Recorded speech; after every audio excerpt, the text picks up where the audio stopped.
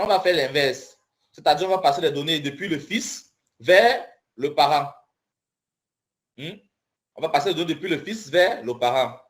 Là, on va rentrer dans notre composant carte display. Vous avez vu input. Input, c'est pour dire je reçois, je prends en entrée. Maintenant, pour la sortie, on va parler de output. Donc, j'émets, je fais ressortir ça. Vous voyez que même les noms sont significatifs. Input, c'est ce que je prends en entrée. Output, c'est ce que je fais ressortir. Alors, créons notre deuxième variable qui va permettre à ce que carte display component puisse envoyer une tâche à component. Et pour pouvoir implémenter, pour pouvoir appliquer cette notion d'output, on va implémenter la suppression. En ce moment, nous ne pouvons pas encore supprimer des tâches. Nous ne pouvons pas encore supprimer des tâches dans notre application. Si vous cliquez sur annuler, rien ne se passe. Nous ne pouvons pas encore supprimer des tâches. On va donc, pour pouvoir supprimer les tâches, se servir de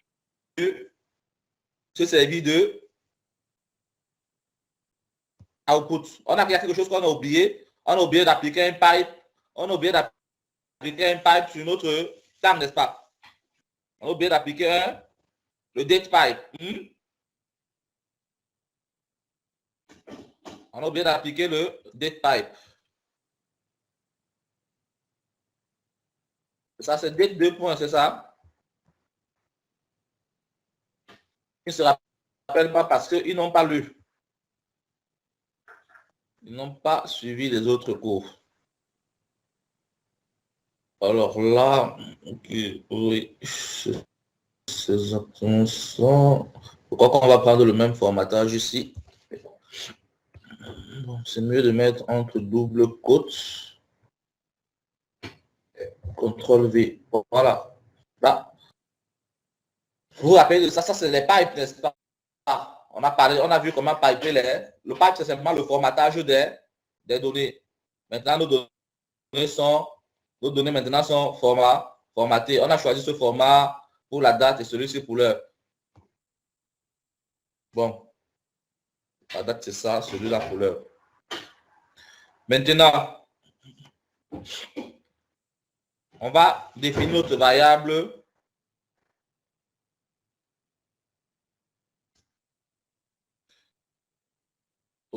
comment je l'ai appelé ici.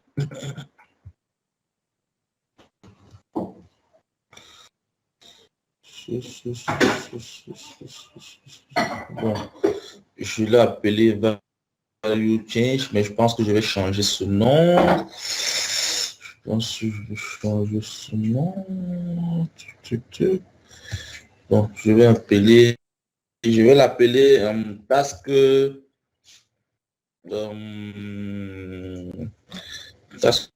selected. Selected. Donc, la tâche qu'on veut supprimer. Event emitter. OK. Voilà. Event emitter et output, évidemment, sont importés depuis Angular Core. Je pense que voilà, c'est ça. Ils sont importés depuis Angular Core. Et on va créer une méthode. Voilà, copier de là. La méthode si.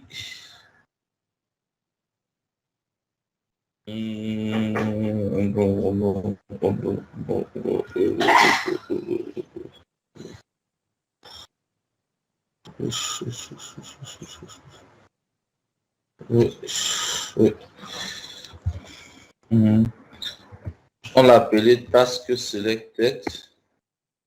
Ouais. Emit. Voilà. Maintenant, j'espère qu'on n'a pas oublié quelque chose. Oui. En fait, j'ai essayé de reproduire en fait exactement ce que je suis en train de faire. Je me suis rendu compte que lorsque le tableau passe dans le app component.ts, on a le test sur le app.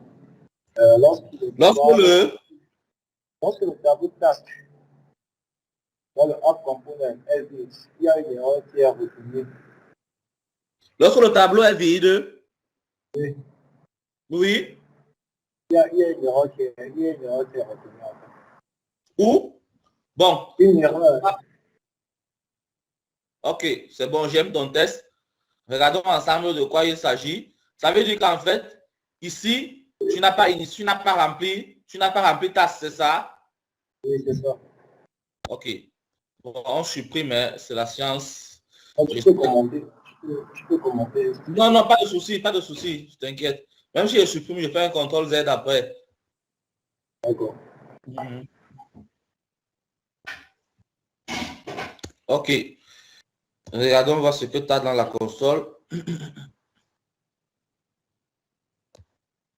Bon, je ne vois pas l'erreur que tu as. Il n'y a pas d'erreur normalement. Moi, je ne sais pas pourquoi. Moi, j'ai une erreur, je ne sais pas trop pourquoi.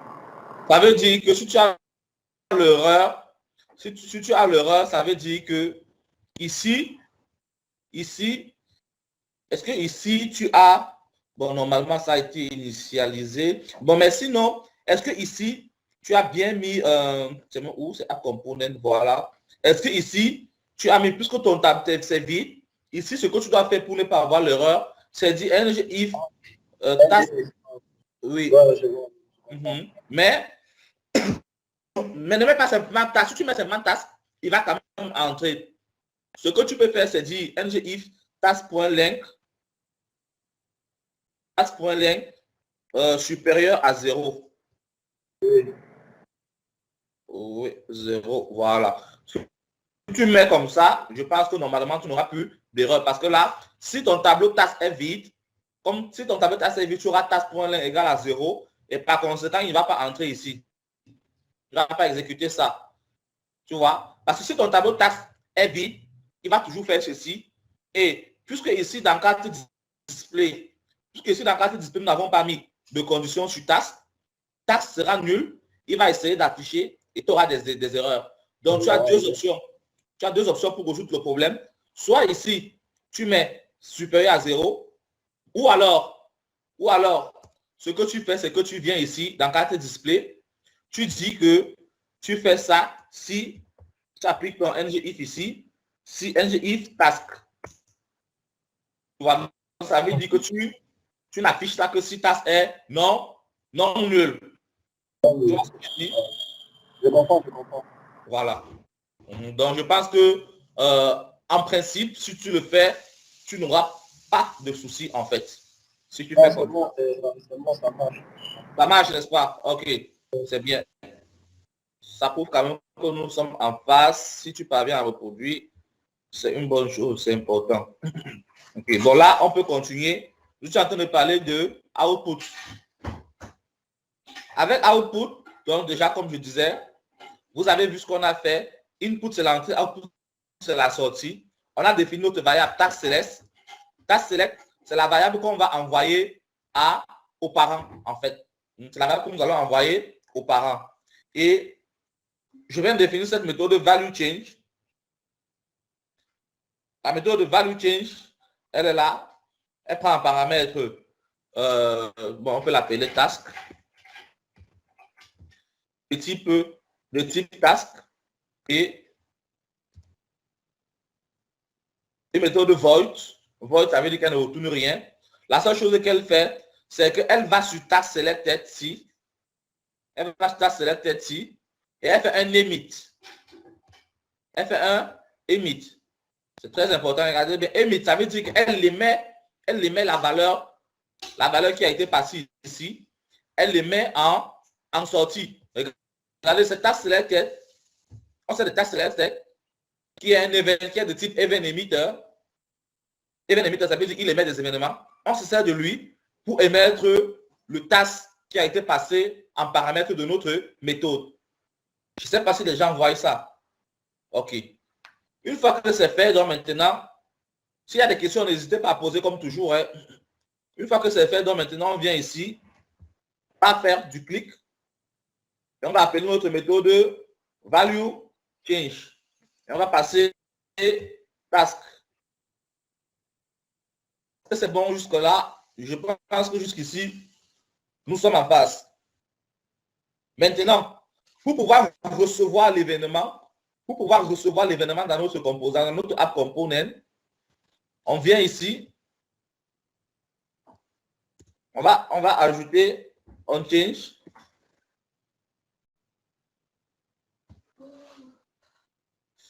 Pourquoi il ne me propose pas?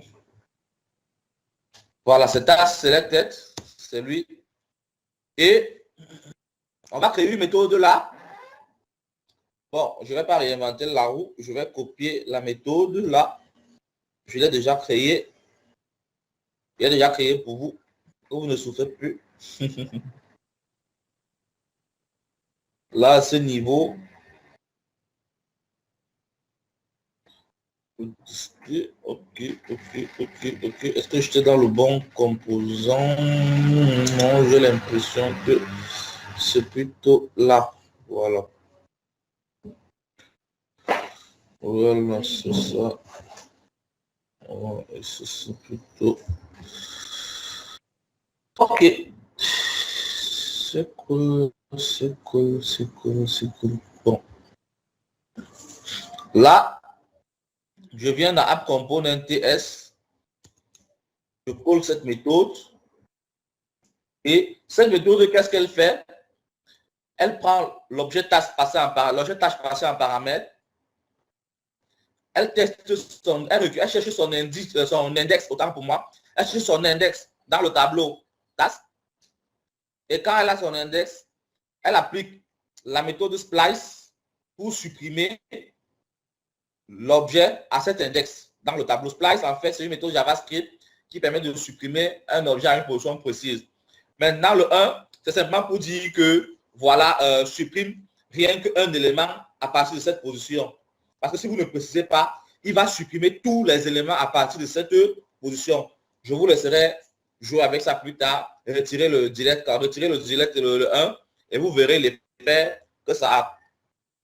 Bon. Maintenant, on vient donc dans notre app component. On avait task selected et on va se servir de la méthode delete task. On va lui passer un événement. Yvon, j'ai une question. Oui. Le event binding task selected là, lui, en fait, on travaille ici à quoi? Le task selected ici. Oui. En fait, regardez, le task selected, c'est cette variable ici. C'est la variable que notre composant émet. Rappelez-vous, notre composant émet la variable. Et maintenant, pour qu'il puisse émettre la variable, ce qu'on a fait, c'est que dans notre carte, on s'est servi de ça, de ce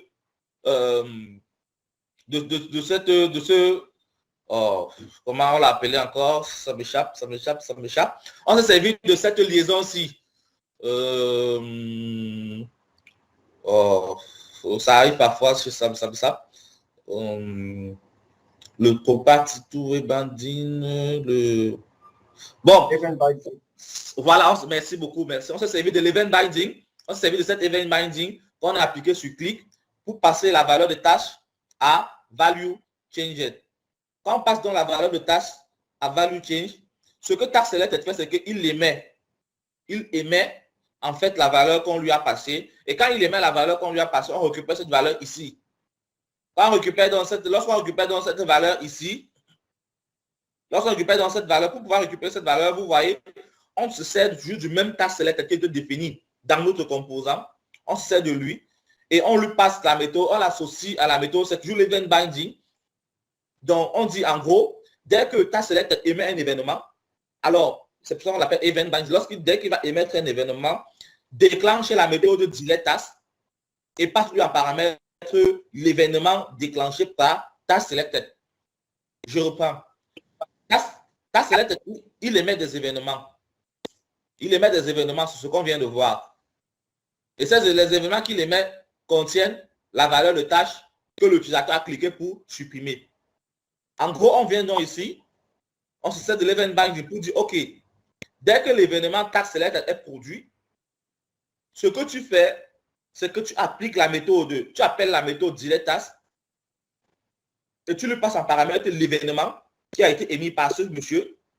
Et maintenant, delete task, qu'est-ce qu'il lui fait? Il récupère donc cette tâche il cherche l'index et par la suite, il supprime l'objet à cette position. Je ne sais pas si j'ai répondu à ta question. Non, c'est bon, c'est pas compris. D'accord. Donc, en fait, c'est ça. Et lorsque c'est fait, si on se rend dans notre navigateur, on va voir que maintenant, on peut supprimer des tâches. Excuse-moi de couper. Ça veut dire qu'on peut, on peut définir une propriété dans une classe de TypeScript et on l'utilise comme un event binding, c'est ça. Je n'ai pas bien suivi la question. Parle un peu fort, s'il te plaît. Ça veut dire ceci, on peut définir une propriété dans le TypeScript. On utilise cette propriété-là par la suite comme un event binding. Bon, laisse-moi mettre un peu le volume. Mon volume, il est pourtant fort. Tu dis, ça veut dire qu'on peut... Un peu, s'il te plaît. Je ne te suis pas du tout. Hein. Jonathan, si tu as le casque, il faut un peu retirer le casque, tu parles directement parce que peut-être que tu as les écouteurs ou le casque et c'est ça qui parle mal. Oui. Pourtant, quand William parle, j'écoute bien. Bon, là c'est comment? Là c'est bon. Oui, là c'est un peu bon. Vas-y, pose ta question. Mais je dis que ça veut dire qu'on peut déclarer, on peut définir une propriété dans le TypeScript et on l'utilise comme un event binding dans la vue HTML. Oui, bon, c'est ce que nous venons de faire. Bon, une propriété, non, mais une méthode, oui. Une méthode, oui. Tu vois un peu, parce que regarde, en fait, pourquoi est-ce qu'on a besoin d'une méthode? Comprends bien le truc. On a besoin de la méthode, pourquoi? Parce qu'on va passer l'événement qui a été émis à la méthode. Je ne sais pas si tu vois un peu. Bon, oui, ce que tu peux faire aussi, c'est, je ne vois pas trop, je m'interroge un peu sur l'intérêt de ça, mais ce que tu peux tout aussi faire, c'est faire un event binding, un property binding, et définir une variable de type event. Ensuite, donc maintenant, passer cette variable. Mais ça n'a pas trop d'intérêt. Moi, ce que je te conseille de faire qui est plus propre, et c'est comme ça que tu verras même dans la documentation officielle d'Angular, ce que je te conseille de faire, c'est définir cette méthode, tu récupères l'événement, et ensuite maintenant, si tu veux passer ça à une variable, tu vas créer simplement une variable, et là, tu peux simplement faire peut-être 10 points, ma variable égale task. Voilà ce que tu peux simplement faire, que de faire directement un property binding. Je ne sais pas si tu vois ce que je te conseille de faire. Oui, je vois. Voilà. Donc, pour moi, c'est plus mieux ainsi et je pense qu'il faut toujours se rapprocher des bonnes pratiques qui sont recommandées par la documentation officielle. Mais oui, pour répondre à ta question, oui, il serait possible de définir ici un property binding, c'est-à-dire, tu vas mettre là.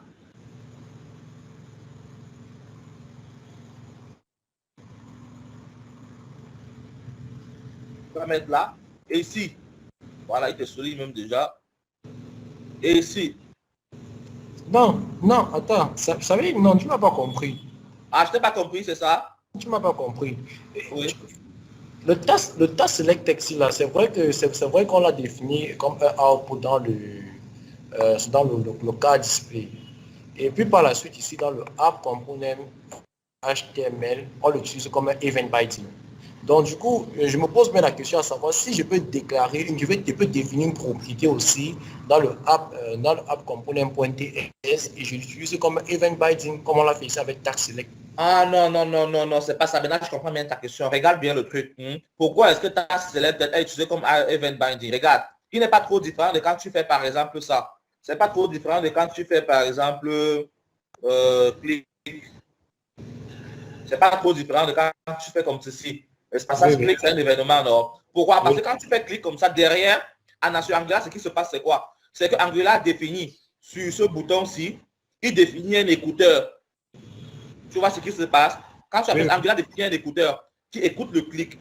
Dès que le clic se produit, il exécute la méthode que tu as définie. Maintenant, ce qui se passe avec ta select, c'est quoi? Ce qui se passe avec ta select, c'est que ce mec-ci, lui ici, il est de type event emitter. Et étant de type event emitter, il émet des événements. Et quand est-ce qu'il va émettre l'événement? Il va émettre l'événement à chaque fois que la méthode ci est appelée. Et la méthode ci, elle est appelée chaque fois qu'on clique. Donc, ce qui fait que ta select étant quelqu'un qui émet des événements, Angular a défini un écouteur sur lui pour écouter ces événements. Et maintenant, quand on vient dans la App Component TS, dans HTML, on lit donc cet événement-là à une méthode dans notre composant afin de récupérer l'événement en question. L'événement en question, d'accord, je vois. Oui, c'est ça. Donc, ce n'est pas, tu vas pas simplement, ce n'est pas n'importe quelle variable. Tu vois, en gros, on le fait, c'est rendu possible parce que TaskSelected est de type Event Emitter. Event Emitter, c'est une classe en Angular qui est dans le package Angular Core qui te permet en fait d'émettre des événements.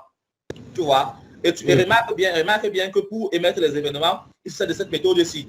Emit, oui. Voilà. Avec la méthode emit, il émet des événements. Et l'événement qu'il émet, ça contient tâches. Tu vois, comme il émet dans des événements un peu comme le clic aussi sur un bouton émet des événements. Du coup, donc, on peut appliquer donc un event binding. Tu vois, pour récupérer ces événements dès lors qu'ils se produisent. En quelque sorte, l'event binding, ça définit en fait un écouteur sur la variable en question. C'est ça qui est fait. D'accord. Oui. Bon, moi, j'avais compris ta question dans un autre sens et qui était de se dire, au lieu de faire comme ceci, au lieu d'utiliser l'event binding, tu veux plutôt utiliser le property binding.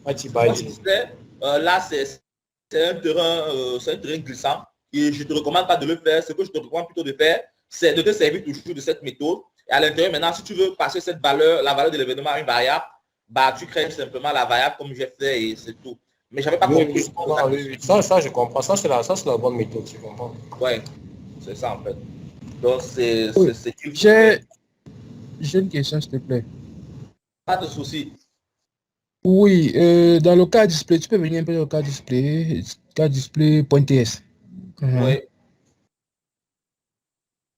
Non, viens plutôt dans le app component, s'il te plaît. Ok, là où on clique, lorsqu'on clique, on passe l'événement là. Je crois que c'est app component.html. Là où quand on clique, on passe l'événement. C'est... Oui. Non, ici là, on récupère l'événement. Oui, on récupère l'événement. Oui, d'accord. D'accord. Je comprends pourquoi j'étais un peu troublé. D'accord, on récupère l'événement dans le delete, c'est qu'on passe en paramètre comme le event là. Oui. En fait, en gros, ce qui se passe, je vois, on passe un événement, mais dans delete tax, je vois, c'est un tax qui est pris là-bas comme variable. Oui. Ici, je vois, on passe un event. Oui, merci pour ta question. C'est normal que ça t'embrouille. Regarde, ici là, regarde ce qu'on a émis. Qu'est-ce qu'on a émis? On a émis task, n'est-ce pas? On a émis task qui est de type task. C'est bon? Voilà. D'accord. Task select, lui, il a émis un événement qui est de type task.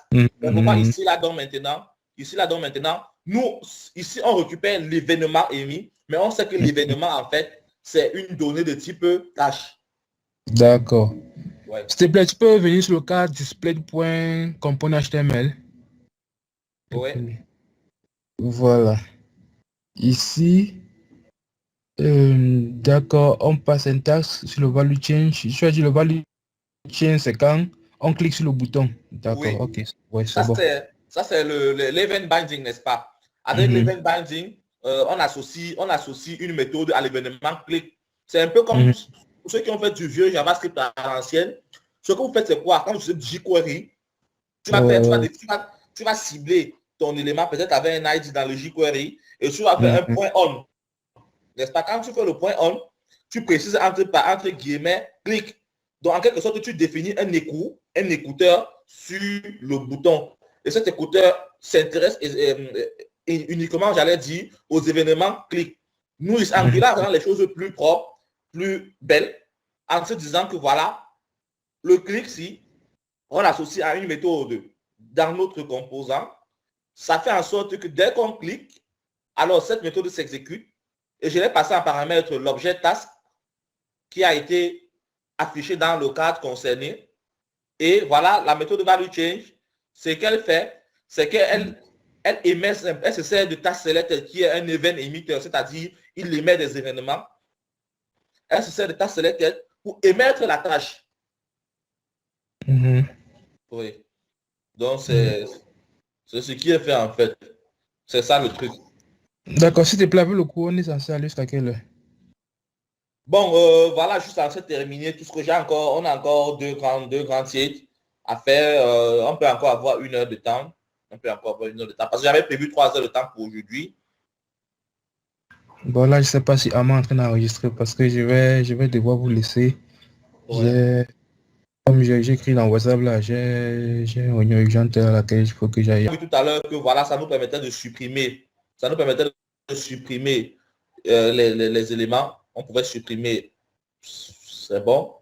Maintenant, on vient de voir comment utiliser la notation input pour passer les coordonnées d'un parent vers un fils. On a vu la notation output pour passer la donnée du fils vers le parent. Donc, en gros, on a vu comment faire un échange de données entre deux composants à travers les notations input et output, ce qui était intéressant. Maintenant, on va voir comment est-ce qu'on peut passer des données, en utilisant les services. Maintenant, vous allez créer votre premier service. Donc, on vient de terminer avec input, output. Je suppose qu'il n'y a plus de questions. Maintenant, on va passer au service. On va créer notre